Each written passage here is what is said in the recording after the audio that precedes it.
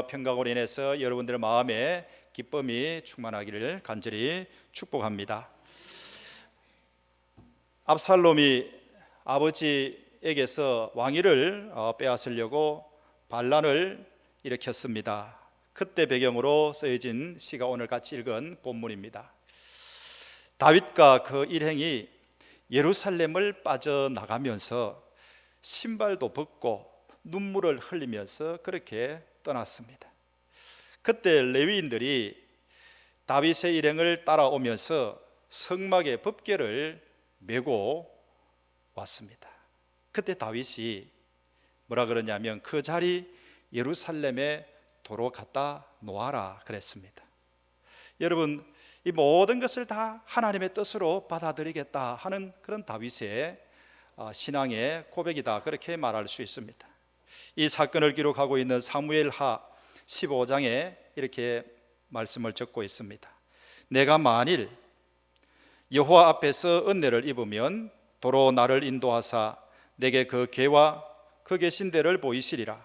그러나 그가 이와 같이 말씀하시기를 내가 너를 기뻐하지 아니한다 하시면 종이 여기 있사오니 선히 여기시는 대로 내게 행하시옵소서, 그렇게 적고 있습니다. 이 무슨 말이냐면 이런 어려운 일들을 당하지만 하나님을 사랑합니다, 하나님 좋으실 대로 하십시오 라는 그런 다윗의 고백입니다. 여러분, 다윗은 우리 잘 아다시피 어릴 때부터 하나님을 정말로 사랑한 사람이었습니다. 그것도 자기 기준으로 사랑한 것이 아니라 하나님의 기준으로 사랑했습니다. 그래서 다윗이 비록 실수하고 범죄하고 했지만 하나님께서 다윗을 저가 내 마음에 꼭 맞는 자다, 그렇게 평가할 정도였습니다.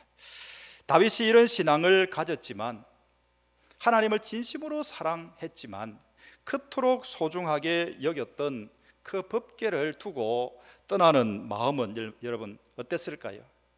야, 하나님이 임재해 계시는 저 성막에 그 법궤가 참 어떻게 될까? 저 법궤가 있으면 나와 함께 하면은 얼마나 좋을까? 그런 마음이 간절하지 않았겠습니까?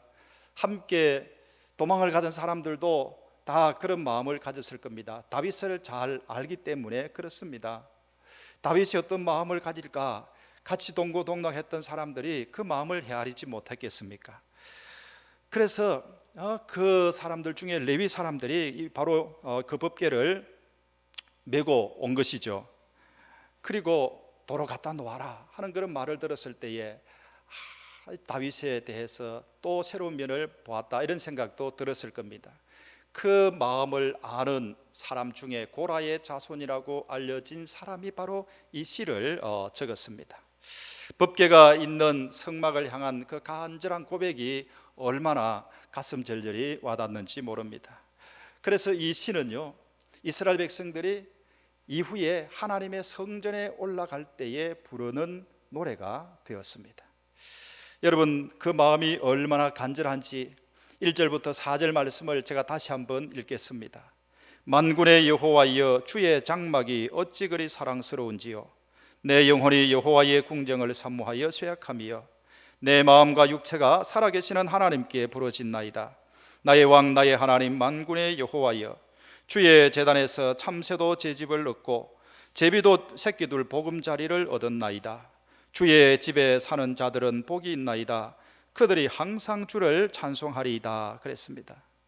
이 시인은 하나님의 법궤가 있는 이 집을 주의 장막, 여호와의 궁정, 그리고 주의 제단, 주의 집, 주의 궁정, 이렇게 다양하게 표현을 하고 있습니다. 그토록 이 법궤가 있는 그 집이 너무도 참 좋다, 사모하는 마음을 가지고 있다라는 것이죠. 이 집에서 그들이 하나님께 제사를 드리고 하나님을 만났습니다. 그런데 이제는 그렇게 할 수가 없습니다. 그 집을 잃어버리게 된 것이죠. 그리고 하나님과 교제가 끊어지게 되었습니다. 시인은요, 하나님을 만나던 그 집이 너무도 사랑스럽다고, 그래서 그곳이 궁정이라고 그렇게 말하고 있습니다. 그것은 하나님의 성전이, 성막이 아주 화려한 곳이라서 그런 말을 하는 것이 아닙니다. 그곳에 하나님이 임재해 계신 곳, 그곳이 하나님이 계시기 때문에 그렇게 고백하고 있습니다. 주의 장막을 잃고 보니까 그곳이 너무도 그립다는 거죠. 하나님의 집에 사는 것이 얼마나 좋은지 그렇게 말하고 있습니다. 지금 다윗의 일행이 정치적으로 쫓겨나서 자기들은 그 집에 마음대로 들어갈 수가 없습니다. 그런데 그 장막에요, 마음대로 집을 짓고 새끼를 낳는 참새와 제비가 있는데 그것이 부럽다는 거죠. 여러분 한번 생각해 보십시오. 그렇게 하나님을 사랑하면서 하나님 임재해 계시는 성막에 그렇게 했던 아들든 사람들이 마음대로 이제 그곳에 갈 수도 없습니다. 잃어버렸습니다. 그런데 그곳에 둥지를 들고 사는 새가 있는데 그 새가 얼마나 부러운지 그 마음을 토로하고 있는 거죠. 상사병이 날 정도로 하나님의 집을 사모하고 있습니다.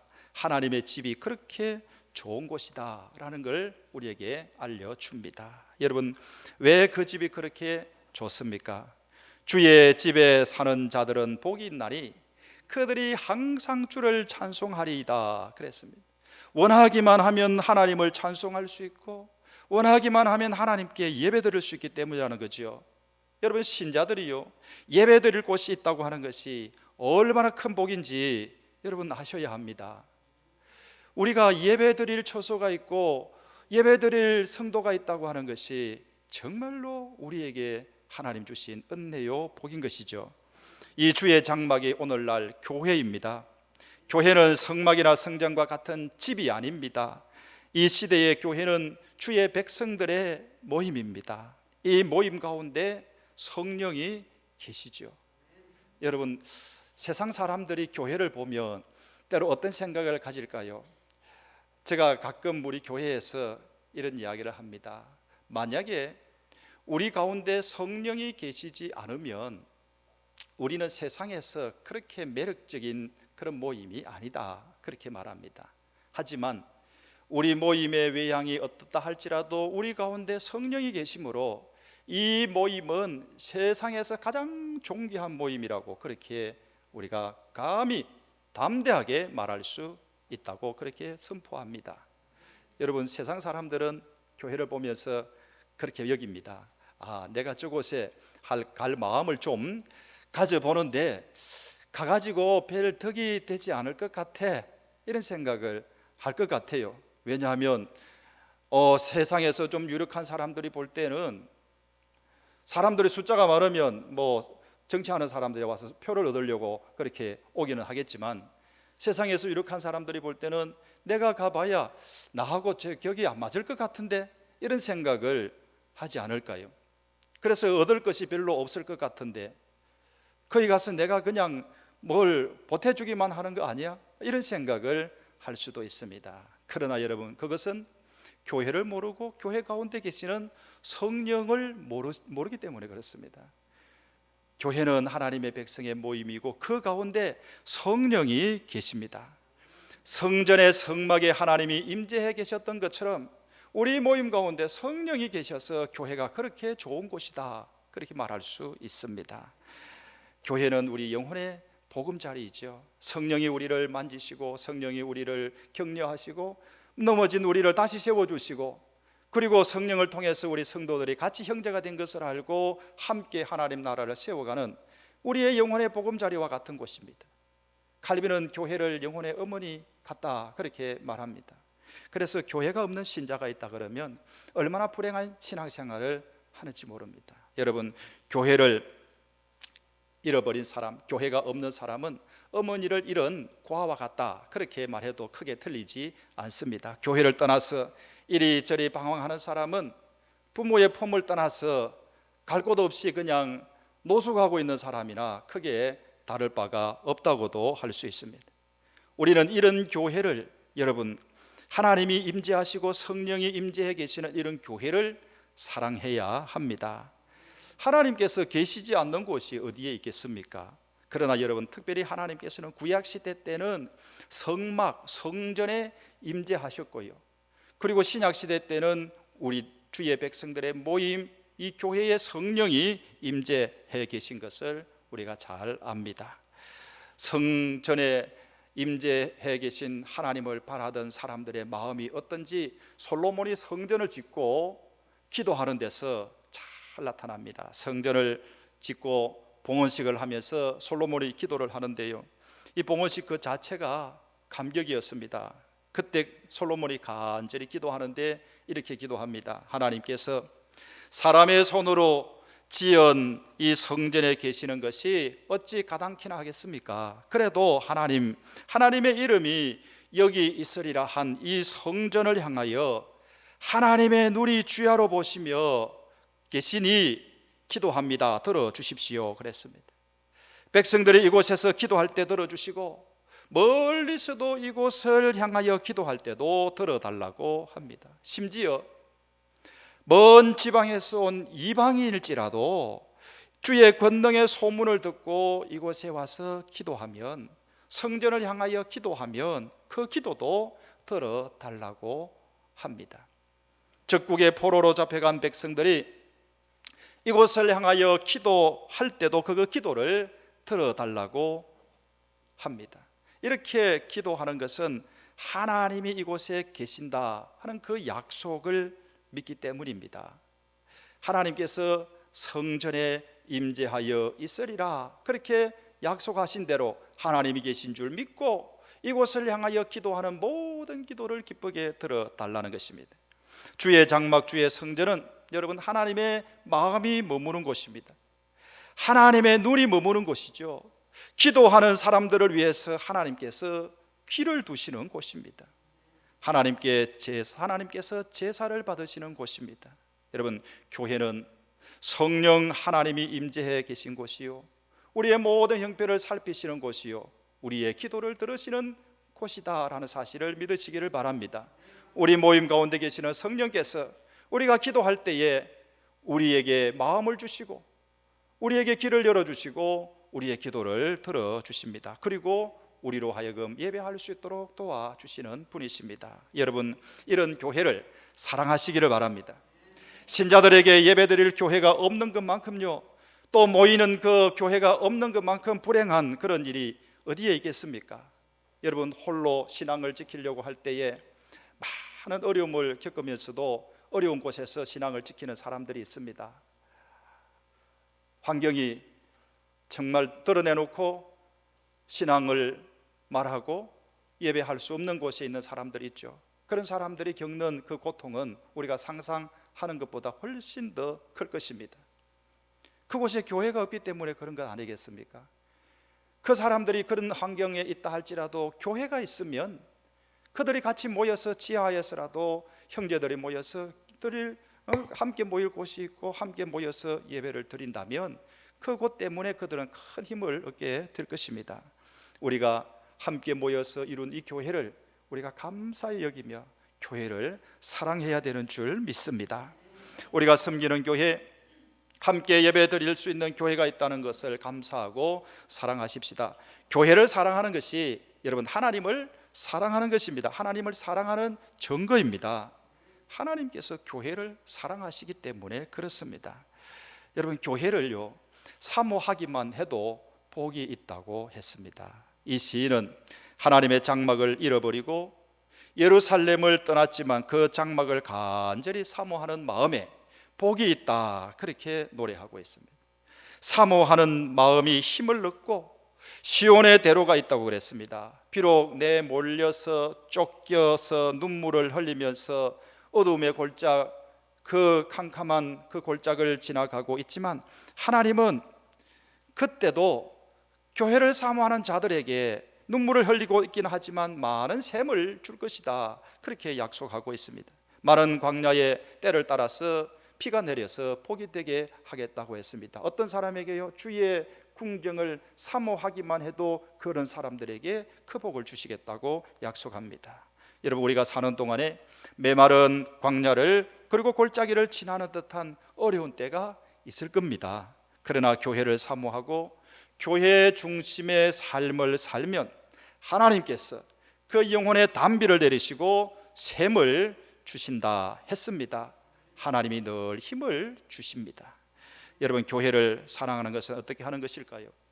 주의 궁정에서 한 날이 다른 곳에서 첫날보다 나은즉 악인의 장막에 사는 것보다 내 하나님의 성전 문지기로 있는 것이 좋다 그랬습니다. 교회를 사랑한다면 먼저 교회를 세상으로부터 지켜야 된다 하는 말씀입니다. 여러분, 우리는 교회를 세상으로부터 거룩하게 지켜야 합니다. 교회를 죄와 타락으로부터 지켜야 합니다. 여러분, 교회를 우리가 타락시키지 말아야 합니다. 교회가 타락한다면 누가 타락시키겠습니까? 결국에는 성도들이 그렇게 하지 않겠습니까? 우리가 교회를 지켜야 되는데요, 교회를 거룩하게 지켜야 되는데 우리가 교회를 그렇게 지켜야 한다라는 겁니다. 여러분, 교회를 세상으로부터 지키는 것은 신자들이 세상에서 거룩하게 사는 것입니다. 세상에서부터 우리가 거룩해야 합니다. 그래야 교회는 세상과 다른 기준으로 사는 사람들의 모임이 되는 것입니다. 이 일을 위해서 우리가 힘을 같이 늘 모아야 합니다. 오늘 공동의회를 통해서 목사 청빙 또 참 투표를 하겠지만 이런 일들도 다 하나님의 교회를 거룩하게 지키기 위한 그런 과정이다, 그렇게 믿습니다. 그리고 여러분, 우리가 교회를 사랑한다 그러면 어떻게 사랑해야 할까요? 기쁨으로 섬겨야 한다라는 것입니다. 시인이 악인의 화려한 장막에 사는 것보다 하나님의 성전 문지기로 있는 것이 좋다고 했습니다. 우리는 교회를 섬기기 위해서 세상의 영광을 때때로 포기할 때가 많습니다. 포기해야 되면 포기해야 합니다. 이렇게 하는 것을 여러분 기쁘게 여겨야 하는 것입니다. 신자가 하나님의 교회를 지키기 위해서 세상의 영광을 포기해야 될 때라면 영광을 가감없이 그렇게 포기할 수 있어야 합니다. 이것이 우리 신자들의 사는 방식이다라는 것입니다. 여러분, 백범 김구의 백범 일지 잘 아시죠? 거기서 김구 선생이 나의 소원을 이렇게 적었죠. 내 소원이 무엇이냐 하고 하나님이 물으시면 나는 서슴지 않고 내 소원은 대한 독립이요 하고 대답할 것이다. 다음 소원이 무엇이냐고 물으면 우리나라의 독립이요 할 것이다. 세 번째 물음에도 더욱 소리를 높여서 나의 소원은 우리나라 대한의 완전 자주 독립이요 라고 대답할 것이다 라고 했습니다. 김구 선생이요, 또 나는 일찍 우리 독립정부의 문지기가 되는 것을 원하였거니와 그것은 우리나라가 독립국만 되면 나는 그 나라의 가장 미천한 자가 되어도 좋다. 왜 그런가 하면 독립한 제 나라의 빈천이 남의 밑에 사는 부귀보다 기쁘고 영광스럽고 희망이 많기 때문이다. 그렇게 적었습니다. 사랑하는 성도 여러분, 세상의 나라의 독립을 위해서도 소원하는 것이 그리 간절할 때에 내가 비록 독립된 나라의 문지기로 있는 것이 라고 할지라도 그걸 소원해서라도 독립을 하고 싶다 하는 그런 말을 하듯이 우리가 교회를 사랑할 때에 교회를 지키기 위해서, 교회를 기쁘게 섬기기 위해서 우리가 포기할 것이 있다면 포기하는 것이 바른 신자의 자세다라는 것입니다. 사랑하는 성도 여러분, 우리가 교회를 기쁘게 섬기십시다. 그것이 교회를 사랑하는 증거임을 믿으시기를 바랍니다. 하나님께서 우리를 사랑하기 위해서 교회에 당신의 마음을 두시고 계십니다. 그리고 우리를 살펴보시기 위해서 당신의 눈을 두고 계십니다. 우리의 기도를 들으시기 위해서 당신의 귀를 교회 가운데 두고 계십니다.